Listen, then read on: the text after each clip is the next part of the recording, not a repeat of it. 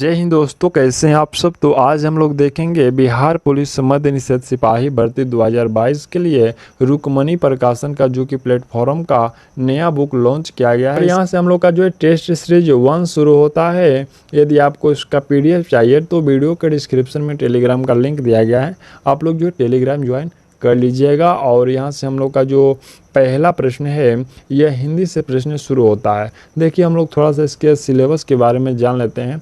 तो देखिए इसका जो सिलेबस होता है वो आपका 10 प्रश्न हिंदी से पूछे जाते हैं, 5 से जो है 7 प्रश्न है वो आपका अंग्रेजी से पूछा जाता है, 10 से जो 15 प्रश्न होते हैं वो आपका गणित से पूछा जाता है, और बाकी जो आपका 65 से 70 प्रश्न है उसमें जीके जीएस और 1 से जो है 2 प्रश्न करेंट अफेयर से पूछे जाते हैं। तो आप लोग जो इसका सिलेबस को ध्यान में रखते हुए तैयारी करना है। तो चलिए हम लोग अपने प्रश्न को देखते हैं और सभी को जो है सेट बाय सेट करके कंप्लीट करेंगे, और आप लोग इसको जल्द से जल्द आप लोग सारे सेटों को कंप्लीट कर लीजिएगा। ठीक, देखिए पहला जो प्रश्न है कि निम्न में से कौन सा निसंकोच शब्द में उपयुक्त जो संस्कृत उपसर्ग है। तो निसंकोच में जो उपसर्ग है वह नि उपसर्ग है। देखिए उपसर्ग किसे कहते हैं, तो उपसर्ग का अर्थ होता है इसमें जो उप होता है उसका समीप होता है, और जो सर्ग होता है सर्ग का मतलब सृष्टि करना होता है, अर्थात किसी भी शब्द के समीप आकर नया शब्द बनना उसे उपसर्ग कहते हैं। ठीक, दूसरा प्रश्न है कि प्रेमचंद के अधूरे उपन्यास का नाम है। तो प्रेमचंद के जो अधूरे उपन्यास है उसका नाम है मंगलसूत्र। क्या नाम है? मंगलसूत्र। इसका जो प्रकाशन है 1936 में किया गया था। ठीक, नेक्स्ट प्रश्न यहाँ से हम लोग का तीसरे नंबर है। प्रश्न करें कि वर्ग में दिए गए विकल्पों में से तत्सम शब्द का जो है चयन कीजिए। इनमें तत्सम शब्द कौन सा है? तो देखिए इसमें यहाँ पर उल्लुक जो शब्द दिया गया है ये उल्लुक शब्द तत्सम शब्द है। तत्सम शब्द किसे कहते हैं? तो वे शब्द संस्कृत के मूल शब्दों का त्यों का जो है त्यों, यहाँ पर जो है त्यों का त्यों प्रयोग हिंदी में किया जाता है उसे तत्सम शब्द कहते हैं। ठीक, अगला प्रश्न है हम लोग का है कि सम्मुख का विलोम शब्द। सम्मुख का विलोम क्या होता है? सम्मुख का जो विलोम होता है वो विमुख होता है। अक्ल पर पत्थर पड़ना मुहावरे का अर्थ है। मुहावरे का अर्थ बताएं। देखिए मुहावरा किसे कहते हैं? तो आम बोलचाल की भाषा में सांकेतिक रूप से कोई भाव प्रकट करना उसे मुहावरा कहते हैं। यानी कि अक्ल पर पत्थर पड़ना, इसका जो सही अर्थ हुआ कि बुद्धि भ्रष्ट होना। ठीक, चलिए अगला यहाँ से हम लोग का छठा प्रश्न है कि कामायनी किसकी रचना है। तो ये जो कामायनी है जयशंकर प्रसाद की रचना है। ठीक, जयशंकर प्रसाद की कुछ और रचनाएं हैं जैसे कि उर्वशी है, वन मिलन है और प्रेम राज्य है। ये सभी जयशंकर प्रसाद की रचनाएं हैं। शुद्ध वर्तनी का चयन करिए। इसमें देखिए प्रतिष्ठा लिखा गया, कौन सा प्रतिष्ठा सही है? आप लोग अच्छे से देखिए, इसमें जो आप ऑप्शन बी वाला प्रतिष्ठा देख रहे हैं ये बिल्कुल सही है।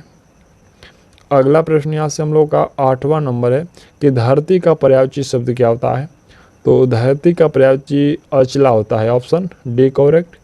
इधर उधर घूमता हुआ सन्यासी वाक्यांश का एक शब्द है। इधर उधर घूमता हुआ सन्यासी वाक्यांश का जो है एक शब्द क्या होगा? तो इसका एक शब्द होगा कि परिव्राजक। क्या होगा? परिव्राजक। नेक्स्ट प्रश्न हम लोग का यहाँ से 10 नंबर प्रश्न है। प्रश्न करें कि निम्न में से तत्सम शब्द है। देखिए इसमें से तत्सम शब्द जो होगा ये परीक्षा जो है ये तत्सम शब्द है। ठीक, चलिए अब जो यहाँ से हम लोग का 11 नंबर से प्रश्न स्टार्ट हुआ तो ये कह रहे कि select the antonym of the given word, यानी कि जो है आपका विलोम शब्द देना है। किसका? तो ये जो सब्ज है इसका विलोम देना है। सब्ज का मतलब क्या होता है? जंगली होता है। तो जंगली का हम लोग विलोम करेंगे तो यहाँ पर सिविलाइड होगा। सिविलाइड का मतलब क्या होता है? सभ्य होता है। ठीक, तो ऑप्शन यहाँ से डी करेक्ट हो गया। अगला यहाँ से 12 नंबर प्रश्न है कि select the most operative word to fill in the blank. He is 6 feet. तो यहाँ से हम लोग का ही इज यहाँ पर जो है ही इज 6 फीट, यहाँ पर क्या होगा? यहाँ पर टेल का या फिर लॉन्ग का प्रयोग हुआ है। थोड़ा सा आप लोग इसमें टेल लॉन्ग और यहाँ पर हाई है, फिर आपका जो शॉर्ट है तो शॉर्ट तो नहीं हो सकता। यहाँ पर हम लोग का राइट आंसर होगा, इसमें टॉयल का जो है प्रयोग होगा। यदि कोई व्यक्ति लंबा हो तो उसकी लंबाई को बताने के लिए जो है टैल का प्रयोग किया जाता है। यहाँ पर हाई भी है, यहाँ पर जो हाइट है तो हाई का मतलब होता है, देखिए हाई का जो प्रयोग है खास करके निर्जीव वस्तुओं को बताने के लिए किया जाता है, तो ये आपका हाई नहीं होगा, यहाँ पर टैल का प्रयोग होगा। ठीक, चलिए अगला कि select the correctly spelled word, इसमें आपका जो कौन सा सही मीनिंग दिया गया है, तो इसमें हम लोग का जो बियोर एक्यूरेसी है, बियोर एक्यूरेसी, इसमें ऑप्शन बी वाला सही है। बियोर एक्यूरेसी का मतलब होता है नौकर शाही, जो कि ऑप्शन बी वाला का जो करेक्ट वर्ड पावर है ये सही है। चलिए नेक्स्ट प्रश्न यहाँ से 14 नंबर है। यह प्रश्न करें कि select the option that means the same as the given idioms, करें कि वंस इन अ व्लोमन, यहाँ पर जो व्लोमन, तो इसका हम लोग का इसका मतलब क्या हुआ कि यदा कदा हुआ, तो इसका हम लोग सेम मीनिंग यदि देखेंगे तो यहाँ पर जो इनफ्रिक्वेंटली का मतलब क्या होता है, कभी कभी, ऑप्शन हम लोग का 20 सही होगा। यहाँ पर दिया गया कि वंस इन अवलोमन, यानी कि जो है कभी यहाँ पर यदा कदा, तो इसका सेम मीनिंग हो जाएगा कभी कभी, इनफ्रिक्वेंटली। ठीक, चलिए नेक्स्ट प्रश्न यहाँ से हम लोग का 15 नंबर जो प्रश्न है, यहाँ पर डायरेक्शंस दिया गया है। प्रश्न कह रहा है कि read the poem given below to answer the question, इसमें हम लोग का एक छोटा सा जो शॉर्ट पोएम दिया गया, ठीक है, आप लोग चाहे तो इसको पढ़ लीजिएगा और उसी के हिसाब से जो आपका यहाँ से 15 नंबर है, करे कि द स्पीकर, वहाँ पर जो स्पीकर वॉच द विलेंड बिगर स्टार्ट, यहाँ पर जो sitting near the temple when we goes to, इसमें हम लोग का क्या होगा, इसमें हम लोग का स्कूल का प्रयोग होगा। आप लोग जो इसमें पोएम को पढ़ लीजिएगा, उसके बाद इसका आंसर देना है। ठीक, चलिए अब हम लोग का यहाँ से जो 16 नंबर से प्रश्न स्टार्ट हुआ, यह है आपका 16 नंबर से लेकर के 25 नंबर तक, यानी कि जो टोटल 10 जो प्रश्न होंगे ये गणित का प्रश्न है। तो आप लोग इसको जो सॉल्व करने की कोशिश करिएगा, यदि सॉल्व नहीं होता है तो मैं इसका जो PDF टेलीग्राम पर प्रोवाइड कर दिया हूँ, आप लोग जो टेलीग्राम ज्वाइन करके इसका जो सोल्यूशन देख लीजिएगा। और अभी जो आप चाहे इसका बनाना, तो मैं आपको यहाँ पर जो इसका आंसर आपको टिक कर दे रहा हूँ। ठीक, तो 16 का आपका D होगा, 17 का यहाँ पर आपका 56 सेंटीमीटर होगा, और 17-18 का जो राइट आंसर होगा वो आपका 63 वर्ष होगा। 19 का राइट आंसर हम लोग का यहाँ से C होगा, और 20 का जो राइट आंसर वो आपका C होगा। चलिए नेक्स्ट यहाँ से हम लोग का 21 नंबर है, तो 21 नंबर का राइट आंसर आपका B होगा। आप लोग इसको बनाइएगा अवश्य, क्योंकि सारे जो प्रश्न है वो सारे आपका इम्पोर्टेंट प्रश्न है, किसी भी क्वेश्चन को छोड़ना नहीं है। यहाँ से 21 नंबर जो प्रश्न है, 22 नंबर, तो यहाँ पर 22 नंबर जो प्रश्न है, तो 22 नंबर का राइट आंसर आपका जो है 72,000 होगा। अगला यहाँ से 23 नंबर प्रश्न है, तो यहाँ पर आपका आंकड़ों का बहुलक ज्ञात करना है। इसमें बहुलक जो होगा 1/2 होगा। और 24 नंबर जो प्रश्न है, 24 नंबर का राइट आंसर आपका यहाँ से 14 रन होगा। और 25 नंबर है, तो 25 नंबर का राइट आंसर हम लोग का यहाँ से 77,000 होगा। ठीक, तो यहाँ तक हम लोगों का जो मैथों का जो प्रश्न था ये हो चुका, और आप लोग इसको सॉल्व करिएगा। यदि कोई भी प्रश्न फंसे तो आप लोग जो टेलीग्राम पर या फिर कहीं भी जो आप लोग कमेंट जरूर करिएगा, मैं उसका जो सॉल्यूशन प्रोवाइड करने के लिए अवश्य तत्पर रहूँगा। ठीक, चलिए यहाँ से आपका 26 नंबर जो प्रश्न है कि अभिक्रिया H2O + HCl, इसके बाद है H3O प्लस और प्लस में है Cl माइनस में, तो जल का आचरण कैसा है। इसमें जो जल है H2O, इसका आचरण पूछा गया कि कैसा है, तो इसमें जो है भस्म जैसा है। ठीक है, इसमें इस अभिक्रिया में जो जल है यह एक अभिक्रिया में जो है भस्म जैसा कार्य कर रहा है। ठीक, चलिए 27 नंबर प्रश्न है कि अपचायक वह पदार्थ है जो, देखिए अपचायक वह पदार्थ है जो इलेक्ट्रॉन का त्याग करता है। ऑप्शन भी याद रखिएगा, अपचायक वह पदार्थ है जो इलेक्ट्रॉन का त्याग करता है। ठीक, नेक्स्ट प्रश्न यहाँ से 28 नंबर है। प्रश्न कह रहा है कि सहसंयोजकता में क्या होता है। देखिए सहसंयोजकता में दोनों परमाणुओं द्वारा इलेक्ट्रॉनों की साझेदारी होती है सहसंयोजकता में। नेक्स्ट प्रश्न यहाँ से 29 नंबर है कि द्रव्यमान संरक्षण का नियम सत्य नहीं है। तो द्रव्यमान संरक्षण का जो नियम है वह सत्य नहीं है, क्योंकि रेडियो एक्टिव परिवर्तन के लिए ये सत्य नहीं है। ठीक, द्रव्यमान जो संरक्षण का नियम है ये रेडियो एक्टिव परिवर्तन के लिए सत्य नहीं है। देखिए, यौगिक नाभिक का द्रव्यमान विखंडन उत्पादन के द्रव्यमानों के योग से यहाँ पर अधिक होना चाहिए। ठीक, इसमें जो आपका ऑक्सीकरण के लिए है, जल विच्छेदन के लिए है और उपयोग में से कोई नहीं, तो इन दोनों के लिए है, बल्कि रेडियो एक्टिव परिवर्तन के लिए नहीं है। ठीक, चलिए अगला यहाँ से प्रश्न है कि आवेश, यहाँ पर जो आवेश प्रति द्रव्यमान का मान जो है ये बढ़ते क्रम में, यहाँ पर जो बढ़ते हुए क्रम में है कौन सा, तो इसमें हम लोग का बढ़ते हुए क्रम में यदि देखा जाए तो इसमें हम लोग का ऑप्शन डी वाला होगा। यहाँ पर न्यूट्रॉन, अल्फा कण, प्रोटॉन और इलेक्ट्रॉन, ऑप्शन डी इसमें सत्य होगा, ये बढ़ते क्रम में है। चलिए अगला यहाँ से 31 नंबर जो प्रश्न है, यह प्रश्न है कि निम्न में से किस वैज्ञानिक ने वर्ण लेखन की खोज की। तो वर्ण लेखन का जो खोज है वे ट्वेट के द्वारा किया गया। किसके द्वारा? ट्वेट के द्वारा किया गया। 32 नंबर प्रश्न है कि CH2 इक्वल HCH और इसके बाद है CH और डबल बॉन्ड से है CH2 में कितने जो है सिग्मा बंध हैं। तो इसमें सिग्मा बंधों की जो पूछा गया है तो इसमें 9 सिग्मा बंध है। कितने? इसमें जो है 9 सिग्मा बंध है।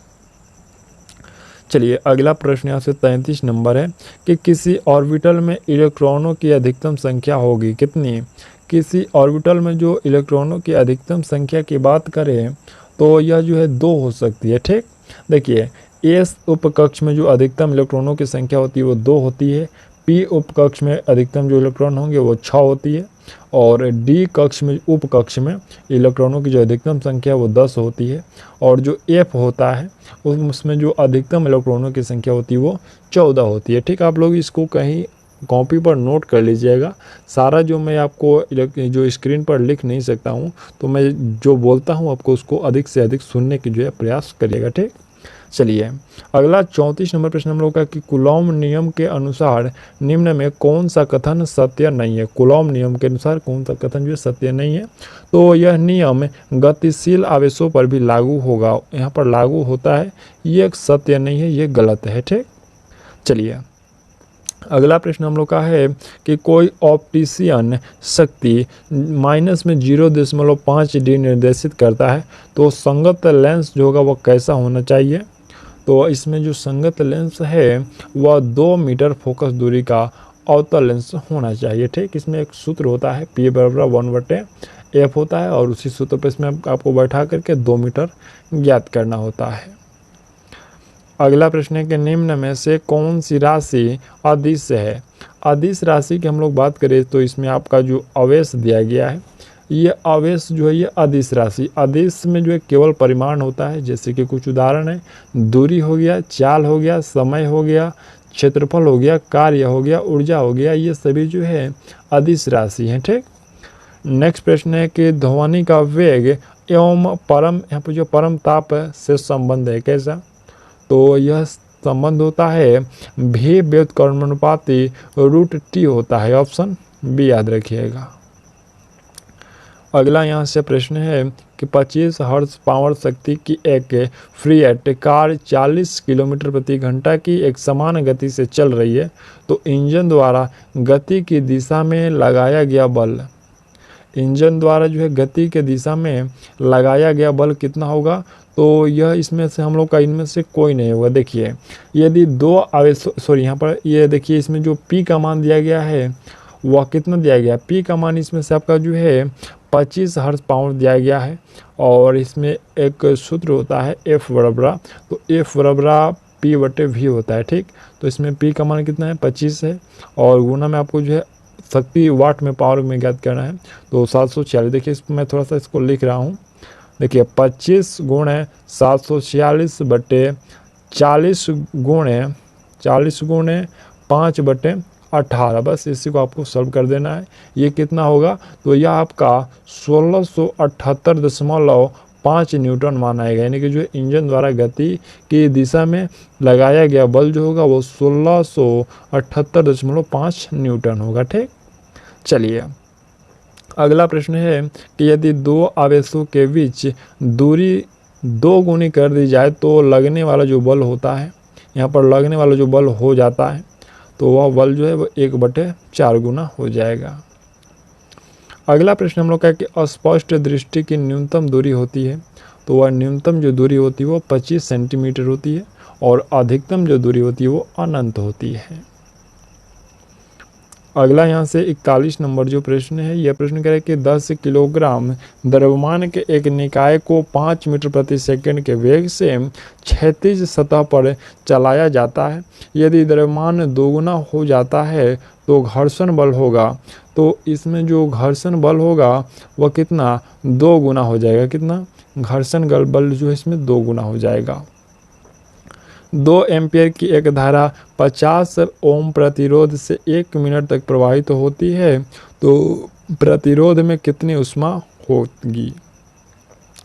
2 एम्पियर की एक धारा 50 ओम प्रतिरोध से 1 मिनट तक जो प्रवाहित होती है, तो प्रतिरोध में कितनी ऊष्मा होगी। तो प्रतिरोध में ऊष्मा जो होगी वह कितना, इनमें से कोई नहीं, याद रखिएगा इनमें से हम लोग का कोई नहीं होगा, कितना होगा, तो यह आपका आंसर में 12,000 जूल होगा। देखिए उच्च ऊष्मा यानी कि जो हीट बराबर एक सूत्र होता है I², आप लोग सूत्र को नोट कर लीजिएगा। एच हीट बराबर एक सूत्र होता है I² गुना R गुना T, यानी कि I का मतलब होता है विद्युत धारा, तो विद्युत धारा का स्क्वायर करना है। विद्युत धारा इसमें कितना है, तो विद्युत धारा इसमें 2 होगा। ठीक, फिर आपको यहाँ से प्रतिरोध कितना है, तो प्रतिरोध 50 है और मिनट में आपका जो है यह 1 मिनट दिया गया है। तो हम लोग इसको सॉल्व करेंगे, तो यह 2 का स्क्वायर गुणा 50 और गुणे में हम लोग का 1 होगा, तो ये 2 का स्क्वायर कितना होगा, 4 होगा।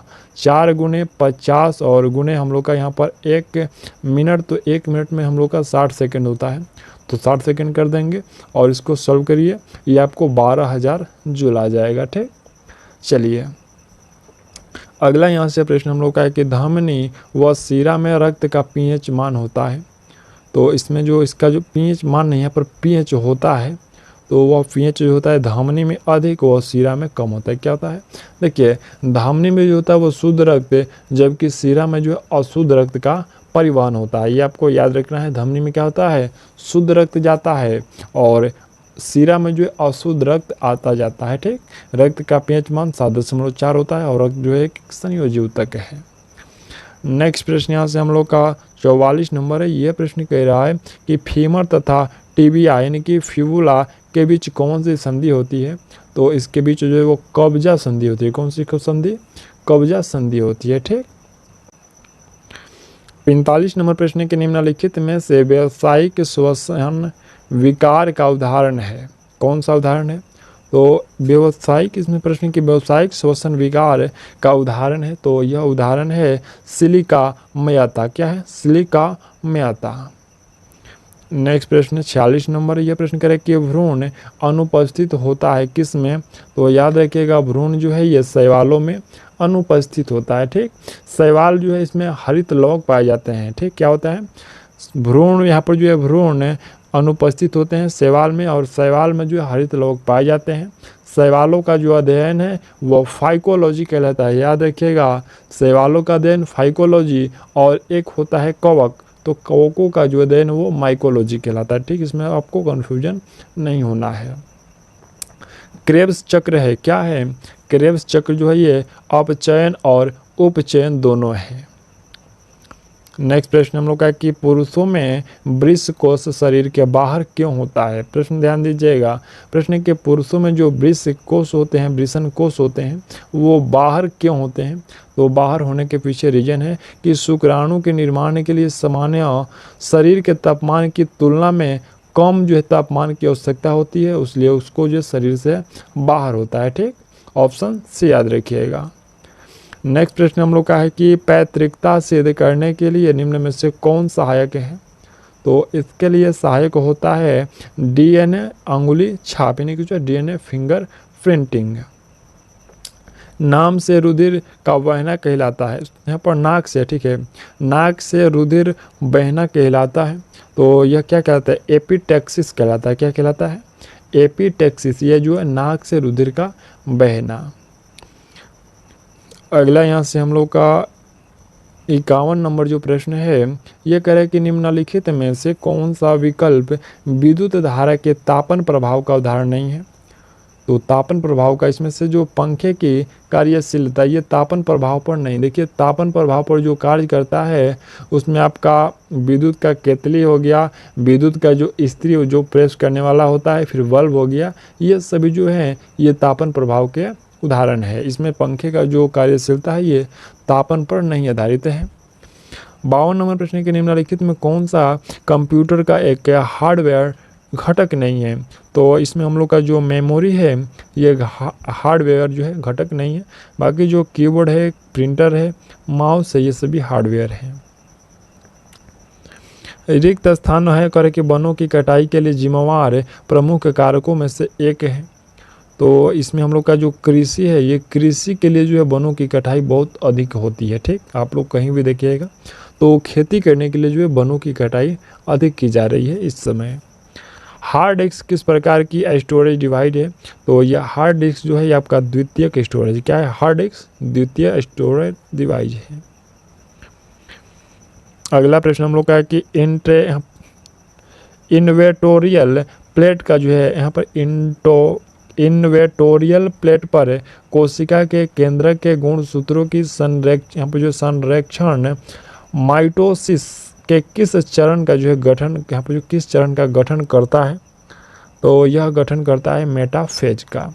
विश्व का सबसे बड़ा कॉफ़ी उत्पादक देश कौन सा है। देखिए यहाँ से 56 नंबर से जो हम लोग का प्रश्न शुरू हुआ तो यह आपका जीके से प्रश्न शुरू हुआ। प्रश्न के विश्व का सबसे बड़ा कॉफ़ी यानी कि जो है कॉफ़ी उत्पादक देश जो है कौन सा है। तो वह हम लोग का यहाँ से ऑप्शन डी होगा, ब्राज़ील है। ठीक, कौन सा, ब्राज़ील होगा। विश्व में पूछा गया है तो ब्राज़ील होगा। यदि आपसे भारत में पूछा जाता कि कॉफ़ी का सबसे बड़ा उत्पादक राज्य कौन सा होगा तो याद रखिएगा इसमें कर्नाटक होगा। ठीक, चलिए नेक्स्ट प्रश्न हम लोग का 57 नंबर है कि मेची नदी किस नदी की सहायक नदी है। तो यह जो है महानदी की सहायक नदी है। ठीक, महानदी भारत के पश्चिम बंगाल और बिहार राज्यों में होकर बहने वाली जो है वो नदी है। सीमा सड़क संगठन के अंतर्गत आता है। तो यह जो है यह रक्षा मंत्रालय के अंतर्गत आता है और इसकी जो स्थापना है 1960 में किया गया था। अगला प्रश्न हम लोग का है कि बारी दुआब के बीच का क्षेत्र है। ये बारी दुआब के बीच के क्षेत्र है तो ये आपको ब्यास और रावी नदियों के बीच का क्षेत्र है। थोड़ा सा हम लोग समझते हैं कि ये द्वाब किसे कहते हैं। तो दो नदियों के जो बीच के उपजाऊ भूमि होती है उसे द्वाब कहते हैं। द्वाब में भी यहाँ पर एक आब शब्द आता है। ठीक है, ध्यान दीजिएगा यहाँ पर एक आब शब्द आया है, दो आबा। तो आब का मतलब होता है पानी। ठीक, अगला प्रश्न है कि दुल्हनों द्वारा पहनी जाने वाली पोटलोई पोशाक ये किस राज्य से संबंधित है। तो ये पोटलोई जो पोशाक है बिल्कुल यह संबंधित है मणिपुर से। ऑप्शन आप लोग याद रखिएगा, ये मणिपुर से संबंधित है। अगला प्रश्न है कि मलेशिया की मुद्रा है।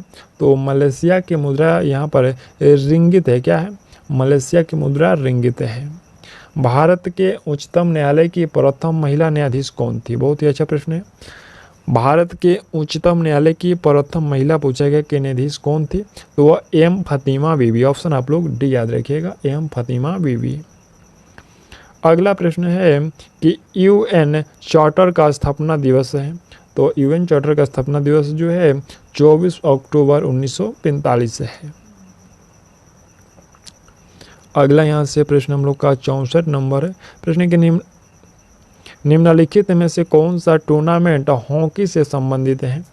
तो हॉकी से संबंधित है रंगास्वामी कप जो है ये हॉकी से संबंधित है। देखिए हॉकी के क्षेत्र में दिए जाने वाला कुछ हम लोग कप की बात करें तो याद रखिएगा, नोट कर लीजिएगा।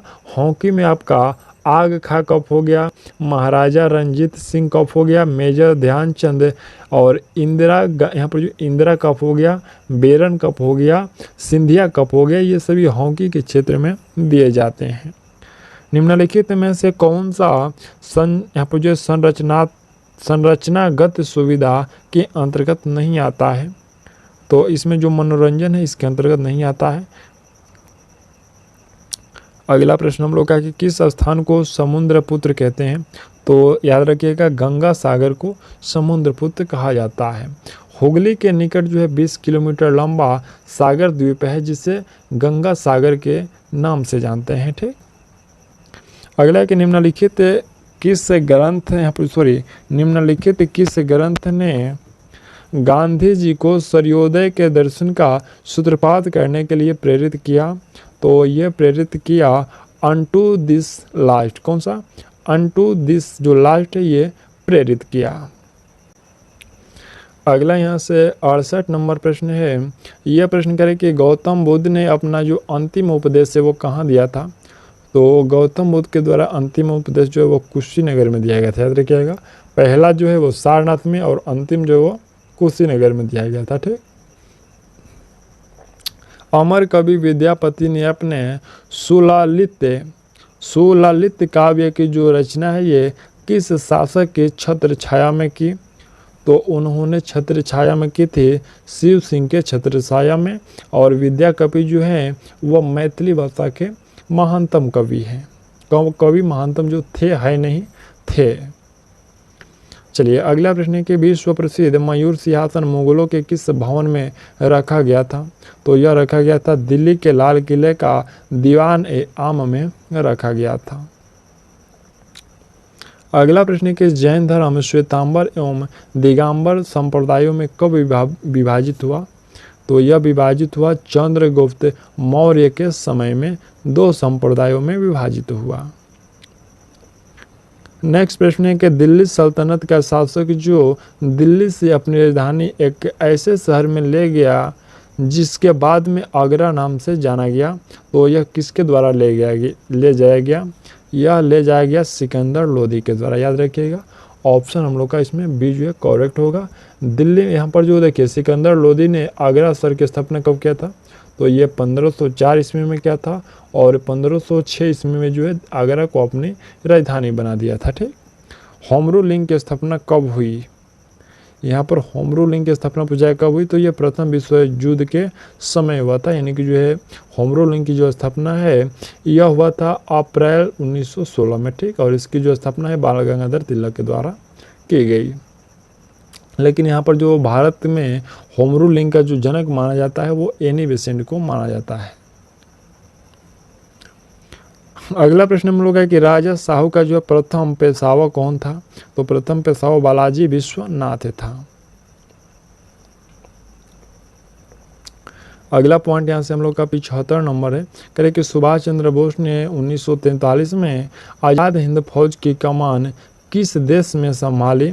तो उन्होंने संभाले थे सिंगापुर में। देखिए आज़ाद हिंद फौज का जो गठन है वो 1 सितंबर 1942 को कैप्टन मोहन सिंह ने किया था। ठीक है, आपको याद रखना है। और सुभाष चंद्र बोस ने 1943 में आज़ाद हिंद फौज का कमान जो है सिंगापुर में संभाली थी। कब? उन्होंने जो है कमान संभाला था, लेकिन गठन जो है वह कैप्टन मोहन सिंह ने की थी। ठीक, कब? 1942 में, 1 सितंबर 1942 में। साल और सागौन सबसे महत्वपूर्ण डॉट पेन है। तो ये सबसे जो महत्वपूर्ण पेन है ये कैसे पेन है? ये पर्णपाती पेन है। ठीक, अगला प्रश्न हम लोग है कि किस भारतीय शहर के अंतर्राष्ट्रीय हवाई अड्डे का नाम डॉक्टर V.R. अम्बेडकर के नाम पर रखा गया है? तो यह रखा गया है नागपुर का। इनमें से कौन सा संगीत वाद्य यंत्र इंडो इस्लामिक मूल का नहीं है? तो इंडो इस्लामिक मूल का ये जो बीना आप देखते हैं यहाँ पर जो सरस्वती जी का पहचान है ये आपका इंडो इस्लामिक मूल का नहीं है। बीणा तंत्री वाद्यों का ये संरचनात्मक नाम है। और जो ये बीणा में सामान्यतः 4 तार होते हैं। यहाँ पर जो एक ऐसे करके 4 होता है, तो ये संख्या होती है तारों की 4 है। अगला प्रश्न है कि 26 जनवरी 1930 को स्वतंत्रता दिवस के रूप में मनाने का जो निर्णय कांग्रेस के किस अधिवेशन में लिया गया था? तो यह लिया गया था लाहौर अधिवेशन में। ठीक, नेक्स्ट प्रश्न हम लोग का निम्नलिखित में से कौन सा युग्म सुमेलित नहीं है? तो इसमें हम लोग का कौन सा सुमेलित नहीं है? देखिए ये पूना सैनिक सभा जो कि फिरोजा शाह मेहता 1867, ये गलत है। ठीक है, पूना स्वैनिक जो सभा है ये आपको एमजी रनाडे के द्वारा 1867 में किया गया था, ये फिरोजा शाह मेहता के द्वारा नहीं। बाकी जो सर्वेंट ऑफ इंडिया सोसाइटी ये गोपाल कृष्ण गोखले ने 1905 में की थी। रामकृष्ण मठ स्वामी विवेकानंद ने 1887 में, और गदर पार्टी की जो स्थापना ये हरदयाल परमानंद और काशीराम 1913 में किए थे। और ये वाला जो पूना स्वैनिक के सभा है ये किए एमजी रनाडे 1867 में। सन सही है, इसमें जो नाम है वो गलत है। चलिए अगला प्रश्न कि विश्व का सबसे बड़ा डेल्टा सुंदरबन डेल्टा है जिसका क्षेत्रफल, तो सुंदरबन डेल्टा के जो क्षेत्रफल है वो 75,000 वर्ग किलोमीटर है। और सुंदरबन डेल्टा जो है ये भारत और बांग्लादेश में विस्तृत है। अगला है कि अरब सागर और फारस की खाड़ी जुड़े हुए हैं, तो यह दोनों जुड़े हुए हैं यहाँ पर जो हरमुज जलडमरू से जुड़े हैं। अगला प्रश्न हम लोग का कि निम्नलिखित में से कौन से स्थान का जो दैनिक तापांतर उच्चतम होता है, तो दिल्ली का जो दैनिक तापांतर ये उच्चतम होता है। बद्रीनाथ किस नदी के तट पर बसा है, तो बद्रीनाथ जो है यह बसा हुआ है अलकनंदा नदी के तट पर। अगला प्रश्न हम लोग का कि टोम्बोलो स्थलाकृति का जो निर्माण ये किस प्रक्रम द्वारा होता है, तो यह होता है सागरीय जल प्रवृत्ति, यहाँ पर जो प्रवृत्ति के द्वारा। नेक्स्ट प्रश्न है कि यहाँ पर कॉकपिट ऑफ यूरोप किस देश को कहा जाता है, कॉकपिट ऑफ यूरोप किस देश को कहा जाता है, तो ये कहा जाता है बेल्जियम को। और प्यासी भूमि का देश किसको कहते हैं, याद रखिएगा ऑस्ट्रेलिया को कहते हैं। आग्नेयद्वीप कहते हैं आइसलैंड को। ठीक, नेक्स्ट प्रश्न यहाँ से हम लोग का 87 नंबर जो प्रश्न है, यह प्रश्न कह रहा है कि पहाड़ों के ढलानों पर मुख्य रूप से क्या उगाया जाता है, तो पहाड़ों के ढलानों पर जो मुख्य रूप से जो है चाय की खेती होती है। और भारत में जो सबसे अधिकतम चाय उत्पादक है वो असम है। ठीक, भारत में जो है दार्जिलिंग में जो है उत्तम किस्म की चाय, यदि आपसे पूछा जाए कि उत्तम किस्म के चाय का जो उत्पादन है वो भारत में कहाँ होता है, तो वो दार्जिलिंग में होता है। भटकल बंदरगाह ये किस राज्य में स्थित है, तो यह स्थित है कर्नाटक में। ठीक, अगला प्रश्न हम लोग का है कि किस प्रस्ताव को सरकार के विरुद्ध निंदा प्रस्ताव माना जाता है, तो सरकार के विरुद्ध जो है निंदा प्रस्ताव ये माना जाता है स्थगन प्रस्ताव को। यदि भारत के नियंत्रक महालेखा परीक्षक पर कदाचार तथा असमर्थता का जो आरोप लगाया जाता है तो वह पदच्युत होगा। सांसद के दोनों सदनों के समावेशन पर वो पदच्युत होगा। अगला यहाँ से प्रश्न है कि निम्नलिखित किस अनुच्छेद में राज्यसभा को यह अधिकार है कि 2/3 बहुमत से किसी नई अखिल भारतीय सेवा को स्थगित करे, ये किस अनुच्छेद में वर्णित है, तो यह वर्णित है अनुच्छेद 312 में। निम्नलिखित में से किसका मूल संविधान में जो समावेश नहीं था, तो यहाँ पर मूल संविधान में समावेश नहीं था, ये किसका, तो राइट आंसर होगा ये मूल कर्तव्य का। ठीक, मूल कर्तव्य जो है ये 42वें संविधान संशोधन में इसको जोड़ा गया था। नेक्स्ट प्रश्न यहाँ से हम लोग का 93 नंबर जो प्रश्न है कि मैंग्रोव सावर किस राज्य के फलों को पकाने में सहायता करता है।